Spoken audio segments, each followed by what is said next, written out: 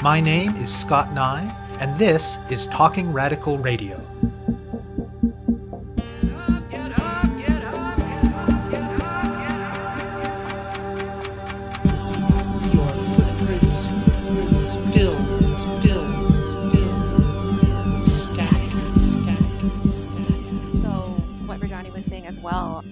We're at a time where we're seeing how employers just want to get rid of everything in the contracts, like roll back wages, eliminate benefits, increase workloads, eliminate severance pay, just anything to make their long-term workers into casual contracted workers so that they can cut costs or even replace them with That's the voice hires. of Stephanie Fung.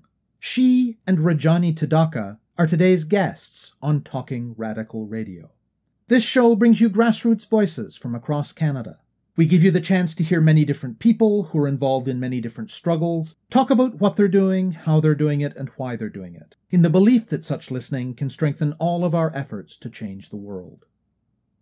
Fung is the communications organizer for Unite Here Local 40, which bills itself as British Columbia's Hospitality Workers Union. They represent workers across the province at hotels, bars, casinos, camps, airports, restaurants, and other food services. Tadaka is a member of Local 40 and a hotel worker in Vancouver. Today, they will be talking about the BC's Unequal Women campaign. Tadaka started working at the Pan Pacific Hotel in Vancouver in 2015. She was a housekeeper, which meant cleaning, making beds, mopping, dusting, vacuuming, and so on. It was physically demanding work. The pace set by management and the number of rooms assigned per shift meant that it was always stressful and exhausting. But she and her co-workers worked hard and well, and it was a living. In the industry as a whole in recent years, workers had made some gains. In particular, there were historic wins in strikes at a number of hotels in downtown Vancouver in 2019, which resulted in wage increases, improved job security, better sexual harassment provisions, and more. But when COVID-19 hit in March 2020, more than 50,000 workers in BC's hotel sector were laid off. It was a hard moment, but one that workers understood given the public health circumstances. Soon enough, the initial broad pandemic shutdown eased, and while ongoing public health restrictions of fluctuating intensities have meant that hotels have remained less busy than usual, nonetheless, many had resumed some level of activity within just a few months. It was then that workers and the union started to notice a disturbing trend. Rather than recalling their laid-off workers, some hotels decided to fire them as a way to reduce costs. At Tadaka's workplace, she said the initial communications from the employer suggested that they would be recalled as needed. But without warning, in June or July 2020, they started firing people. They did it in batches of 20 or so, perhaps to avoid triggering certain employment law provisions that would have required them to give more advance notice or greater compensation. Tadaka said that housekeeping work was initially being done by managers, and then casual on-call workers were hired through an agency at lower pay than the fired workers. According to Fung, many hotels are, quote, trying to take advantage of a temporary health crisis to fire their long-term workers in order to cut costs, to save money, and to hire a workforce that will accept cheaper wages, end quote. She says this shows the, quote, cruelty of the employers. The majority of workers impacted by the firings are women, many of them immigrant and or racialized women. Workers have been responding to this injustice in a number of ways. This has included action at specific work sites. The workers at Pan Pacific, for example, only voted to join Local 40 last August in a result released this February. Local 40 has been pressuring specific employers, including Pan Pacific and others, to commit to bringing their fired workers back. They are also striking at Pacific Gateway, locked out at Hilton Metrotown, and may be facing job action at other work sites soon. As well, a worker at Pan Pacific has launched a class action lawsuit over how the firings were carried out. Local 40 launched the BC's Unequal Women campaign to put pressure on the employers and on the provincial and federal governments. It has involved petitions, letters, lobbying, and other basic tools of advocacy. They've had some success in building support among community groups and other unions, both for specific job actions and for the broader campaign. Last August, the campaign traveled to Victoria, and workers held a public hunger strike to demand action from the provincial government. According to Fung, some jurisdictions in the United States have enacted legislation that entitles workers laid off due to the pandemic to be recalled when conditions improve. Canada's only current NDP government has not chosen to do likewise in BC. And at the federal level, the campaign is drawing attention to the Trudeau government's rhetoric about a quote-unquote feminist recovery from the pandemic, given that the firings are particularly impacting workers who are women and or racialized. They want him to tie any pandemic subsidies for hotels to rehiring laid-off workers. Local 40 is asking people to learn about and support the campaign at bcunequalwomen.org. And as public health restrictions continue to ease, they hope that when people travel, they use the lists on the site to ensure that they spend their money only at BC hotels that have treated their workers fairly. I speak with Fung and Tadaka about the hotel industry, the impacts of the pandemic, and the BC's Unequal Women campaign. My name is Stephanie Fung, and I am the communications organizer for Unite Here Local 40, BC's Hospitality Workers Union. My name is Rajani. I've been living in Canada and the USA, all over country, almost 20 years. I have 2 kids, 2 daughters. I've been working at Pan Pacific almost 6 years. So almost in Canada, I've been working almost 18, 19 years. Tell me a little bit more about how you each came to be doing the kinds of work that you do now. I've been working for Unite Here Local 40 for a little over a year. I actually just began working for the union when the pandemic struck last year. So it was a sudden shock for everyone, and I felt like I was thrown into the middle of a crisis that while it was very hectic at the time to work from home and not really meet my new coworkers face to face, at the same time, I felt that we just had so many challenges and the hospitality industry was being devastated across Canada. So my coworkers and I, we really just wanted to make sure workers in our industry were doing okay. Many of them were laid off during that time. We just wanted to make sure that they had their jobs to go back to as the economy slowly recovered from the pandemic. As from how I got into the labor movement before that, I've been organizing in my community in Chinatown, Vancouver for a couple of years before then, standing up for ordinary people, especially workers and tenants. So when I was in Chinatown, I was doing a lot of work around housing justice because Chinatown, as many Chinatowns across Canada, is slowly being gentrified with many condos coming in, displacing people from their homes, pushing out mom and pop businesses, and not making it affordable for Chinese working people. So I organized the Chinese community in Vancouver to stand up to developers and to protect people's homes. So that kind of brought me into organizing into the labor movement because I wanted to get to know, the broader working communities, not just in Chinatown, but across Vancouver. And I was very inspired by the work that Unite Here Local 40 was already doing and wanted to be part of a broader labor movement that would stand up for workers. So I used to work at McDonald's. Someone was working, his name is Gopi. He used to came there. Then I asked him, hey, you know anything jobs? I have very good experience, all this kind of industry. So I asked him, he gave the resume, then I selected and I started 2015 and the pandemic. Suddenly they fired us and we don't know anything. And then we all get together and we talked and we got Stephanie, Mark and their union.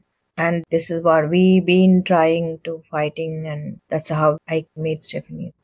And Stephanie, tell listeners a little bit more about Unite Here Local 40.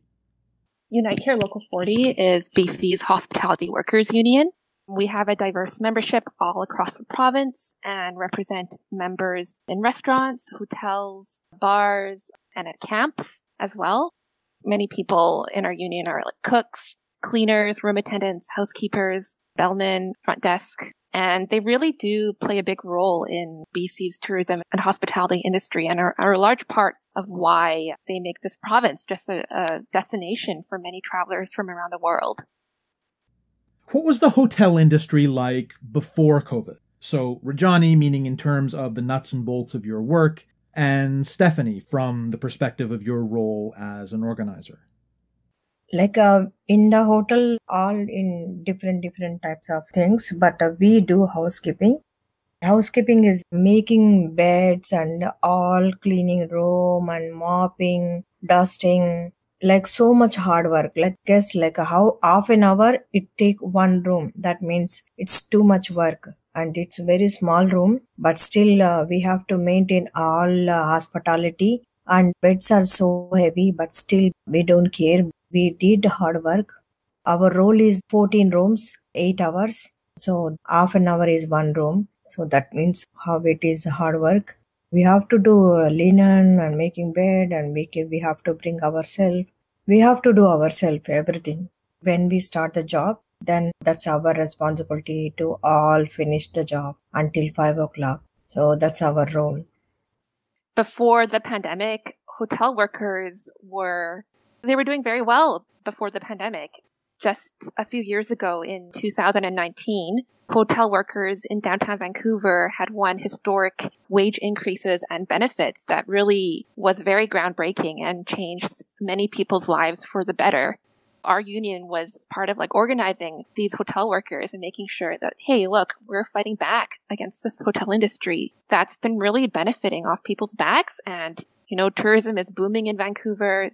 Workers deserve the wages because they've worked so hard for all these years. So we were very successful in 2019 in historic strikes and winning better wages and benefits for all hotel workers in Vancouver. And I know that a lot of industries in the last couple of decades have seen, it looks different depending on the industry, but lower wages, higher workloads, greater precarity, and so on.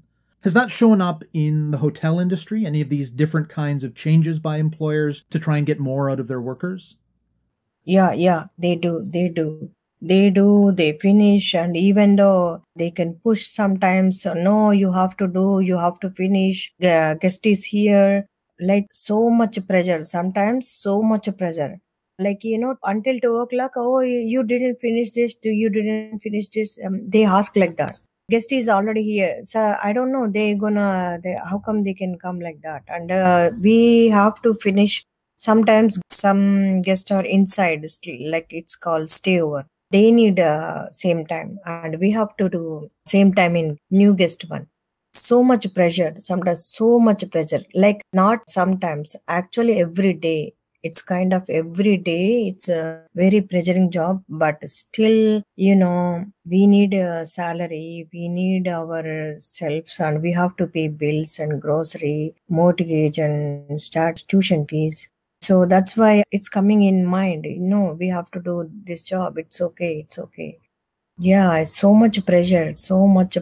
Even some old women, they are 60, 62, 65 also. Still they are working. No one say, no, we can't. So much pressure. Still we do. End of the day, we can think it's okay, we survive. So that's how we did. But, they take advantage of a pandemic, and then they fired us without our knowledge. We've been fighting almost 1.5 years. And Stephanie, what's your perspective as an organizer in terms of things like speed-ups and increases in precarity in the industry and so on over the years? I'd just like to echo what Rajani was saying about how the pandemic really triggered and just exposed a lot of the almost, I would say, exploitation that hotels have been doing to their workers, and just showing the cruelty of how they treat their hotel workers. Like Rajani said, they're using the pandemic as an excuse and taking advantage of it to fire workers and get rid of their long-term staff. Many of these workers are women and immigrants who've worked at their hotels for 30, 40 plus years. It's terrible how the hotel industry is using the pandemic as an excuse to fire their women. To be sure, COVID-19 has impacted everyone, but women are treated unequally. Everyone is at risk of getting COVID, but the impacts are unequal. Women make up a majority of hospitality workers, and they're bearing the brunt of the pandemic, economically, socially, psychologically, and physically. So what Rajani was saying as well, we're at a time where we're seeing how employers just want to get rid of everything in the contracts, like roll back wages, eliminate benefits, increase workloads, eliminate severance pay, just anything to make their long-term workers into casual contracted workers so that they can cut costs or even replace them with cheaper hires. So yeah, the pandemic clearly showed how the hotel industry disrespects workers. Let's focus in more specifically on COVID. How did the pandemic initially hit the industry in terms of shutdowns and so on? And what have the downstream consequences of that been? Particularly, how did the employers take it out on workers? When the pandemic struck last March in 2020, over 50,000 BC hotel workers were laid off immediately. That was understandable at that time. Workers knew that, look, we don't know what this virus is. We have to stay home and protect everyone else. So that's what workers did. But when the hotel industry began mass firings of their hotel workers instead of bringing them back to their jobs, that's when workers realized, look, this is unacceptable. I've worked at my job for 20, 30 years. I don't deserve to be fired just because of a temporary health crisis. So workers have been taking their fight to the province. Like last year, we took the fight to the legislature in Victoria and did a hunger strike there. We urged the government to guarantee all hotel workers the right to return to their jobs as the economy recovers. But the government failed to protect workers. So we've been bringing our fight to the hotel industry and taking action there and just making sure that employers do the right thing and return their long-term workforce back to their pre-pandemic jobs. And this isn't something that's an impossibility. In cities like LA and Chicago, right to return legislation was recently passed. So this is totally doable in BC as well. It's very easy. What we're asking the British Columbia government to do is to create a regulation within their employment standards to provide recall right protections to any worker laid off as a result of the COVID pandemic. All we want is just recall rights for these workers so that they can go back to their jobs once business returns. And even they're firing some people while the Red Cross people, Blue Cross people, they are working at same time. Yes. So what Rajani was saying was that in the hotels like Pacific Gateway, which is a federal quarantine hotel in Richmond, BC, the Trudeau government took over that hotel, displaced workers, and brought in the Red Cross to do the jobs that hotel workers were originally doing. So that's unacceptable. Hotel workers know every nook and cranny of this hotel. Why couldn't they continue to work and clean and protect travelers staying in that hotel? So, it's outrageous that the provincial and federal governments haven't done more to protect workers who are being fired by their employers during this time. And Rajani, how did things play out at your workplace? 2020 in March, they had only one meeting and they said, we're going to call you. But there is job. We hearing everything. We saw everything. And even that time also cruise ship came and they have full time and still they give the laid off. Okay. We said, okay. Even we've been calling them, hey, we can come. We will back to you. We've been doing pleasing. We will come back to you after like 6 months or 3 months, whatever. And then all of suddenly, like June, July, they sent the letter. Someone told me. Even they also did discrimination, like Indian people or Filipino, something like that. They fired, first of all, Indian people. My number is 40. And just to clarify, the numbers Tadaka is talking about are seniority numbers. They were firing them in batches. As Tadaka points out, there was still work. There were still jobs. Initially, managers did some of the work, and then they hired lower-wage casual workers from agencies to do it.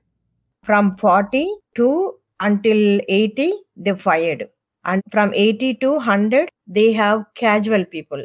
Casual people are coming from agency. So mine is 40. So from 40, they fired me. After 2 months, they fired again 20 people from 40 to 60. That's how they fired.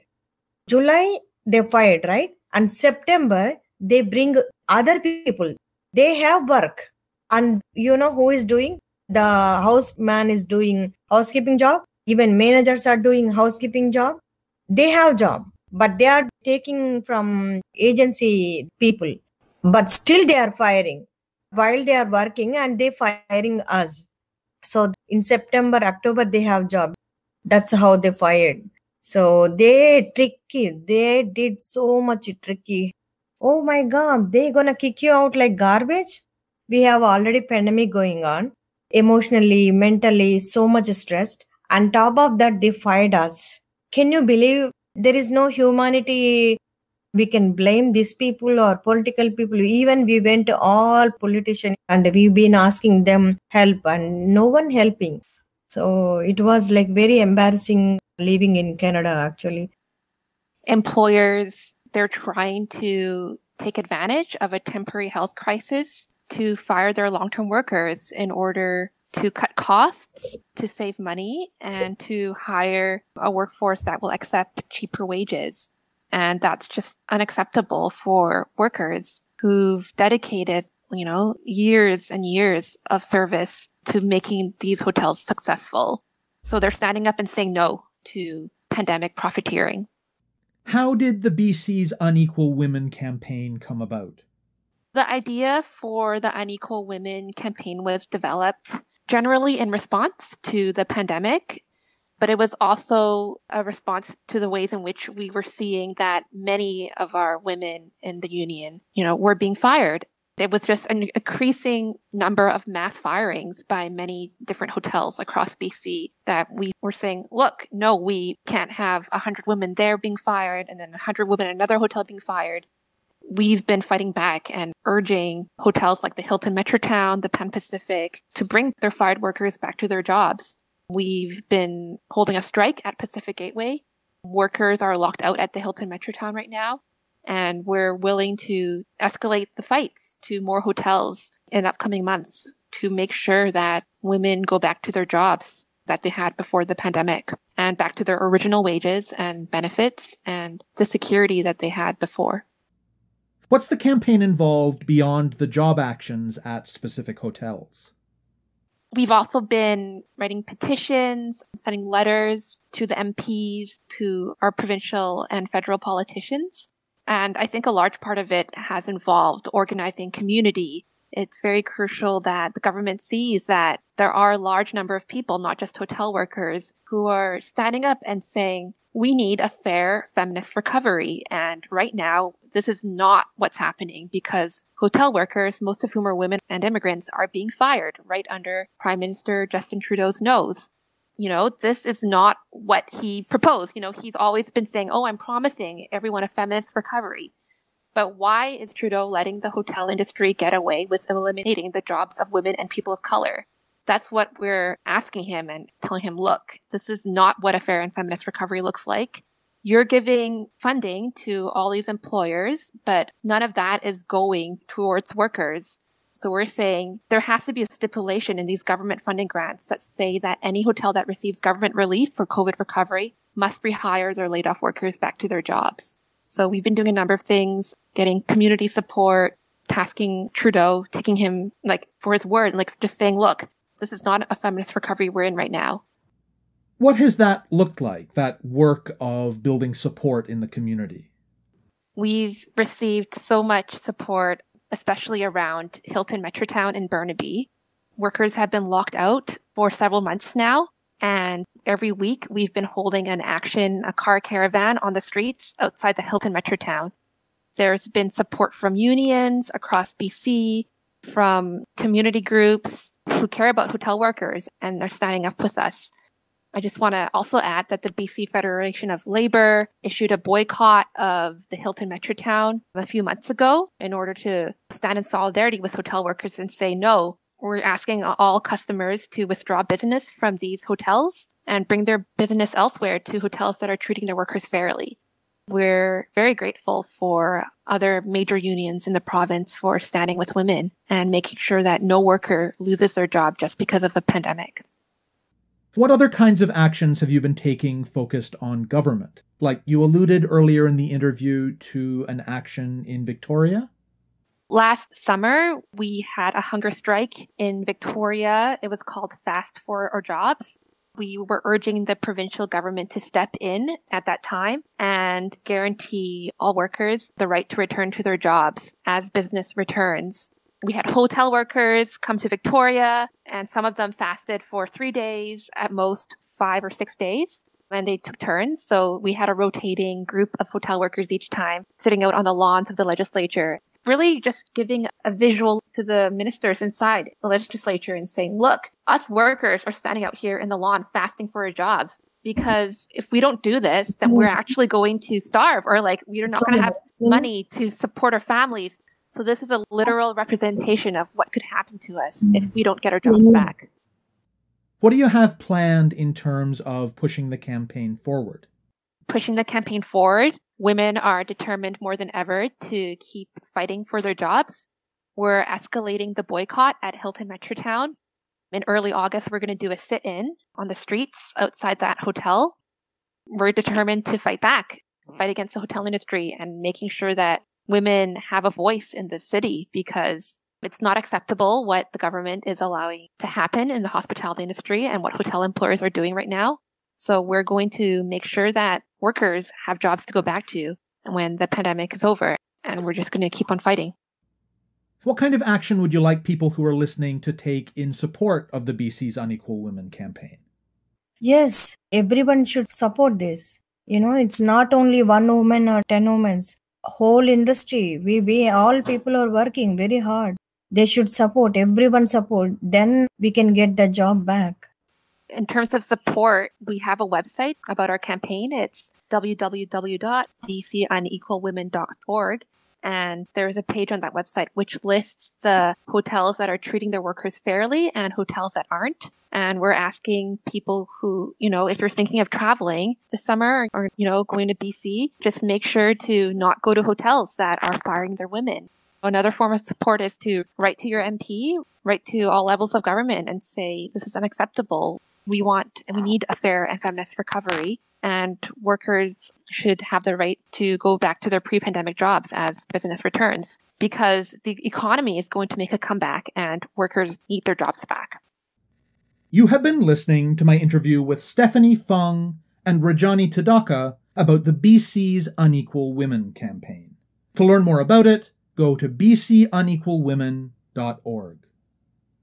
To find out more about Talking Radical Radio, the guests, the theme music, and the ways that you can listen, go to talkingradical.ca and click on the link for the radio show. On the site, you can sign up for email updates or follow us on Facebook, Twitter, iTunes, SoundCloud, and other platforms. I'm Scott Neigh, a writer and media producer based in Hamilton, Ontario, and the author of 2 books of Canadian history told through the stories of activists, published by Fernwood Publishing.